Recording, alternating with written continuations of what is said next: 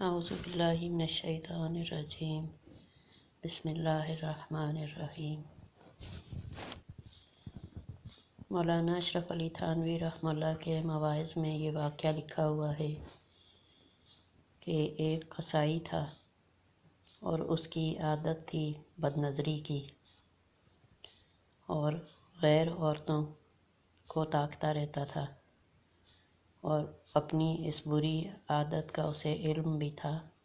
اس کے باوجود باز نہیں آتا تھا اور نہ اس عادت کو اپنی چھوڑتا تھا۔ تو ایک دن اس کے پاس ایک عورت گوشت لینے آئی۔ اس نے جب اس کو گوشت پکڑایا اور اس سے پیسے وصول کیے تو اس نے اس عورت کا ہاتھ پکڑ لیا۔ باقی واقعہ جو ہے اس کو ہم یہیں پہ چھوڑتے ہیں۔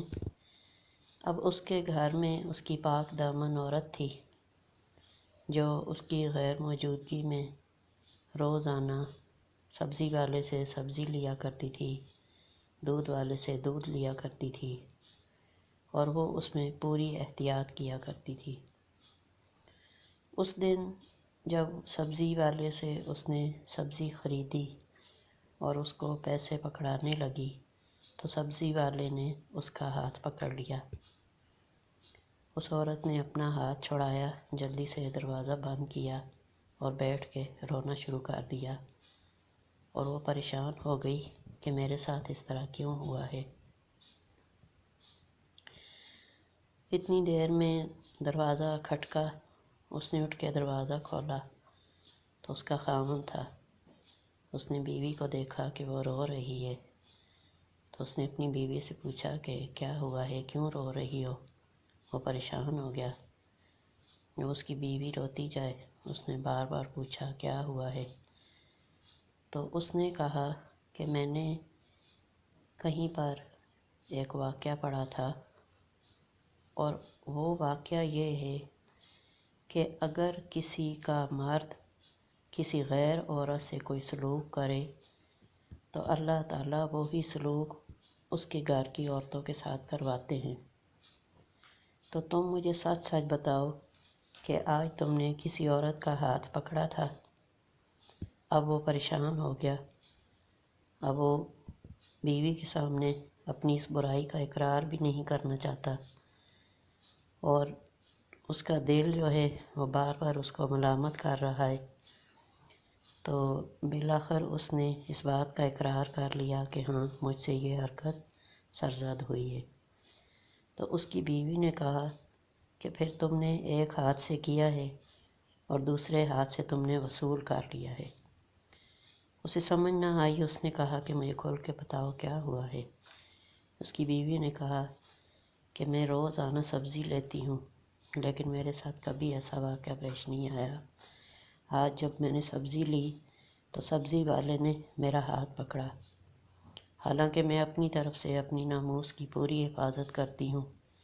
میں گھر سے نکلتی ہوں باپردہ حالت میں نکلتی ہوں، اور میں کہیں پہ بھی ایسی جگہ پر نہیں جاتی جہاں پر اس طرح کا کوئی بھی احتمال ہو۔ یہ واقعہ سنانے کا میرا مقصد یہ ہے کہ مردوں کی اکثریت اسی سوچ کی حامل ہوتی ہے کہ اپنے گھر کی عورتوں کو وہ اس طرح کے معاملات سے بچانا چاہتے ہیں، 100 پردوں میں بٹھانا چاہتے ہیں، لیکن خود اپنے اعمال پر ان کی نظر کم ہی پڑتی ہے، جس کی وجہ سے کسی نہ کسی صورت میں ان کی گھر کی عورتیں بھی ویسا ہی پا لیتی ہیں۔ یہ الگ بات ہے کہ وہ بات ان تک نہ پہنچتی ہو، لیکن اللہ تعالیٰ کا نظام ہے کہ جیسی کوئی کرتا ہے اس کو ویسی بھرنی پڑتی ہے، اور یہ دنیا مکافات عمل ہے، جیسا کریں گے ویسا ہی اس پر پلٹ کر آئے گا۔ تو یہ سوچ ہم سب کی ہونی چاہیے۔ ایک دفعہ میں نے ایک جگہ ایک قول پڑھا تھا، مردوں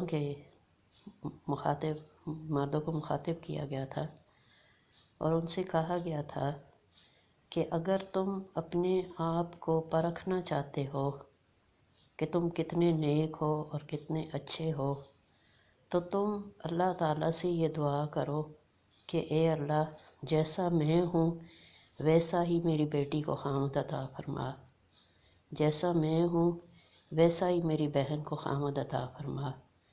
اگر تم یہ دعا پورے یقین کے ساتھ، پورے دھڑلے کے ساتھ کر لو گے تو اس کا مطلب ہے کہ تم خود بہت نیک ہو۔ تو ہمیں سب کو اپنا محاسبہ کرنا چاہیے کہ ہم اللہ تعالیٰ کے ساتھ اپنی تنہائیوں میں کیسے ہیں اور ہم اپنے اعمال میں کیسے ہیں۔ اللہ تعالیٰ ہم سب کو نیک اعمال کی توفیق عطا فرمائے، آمین۔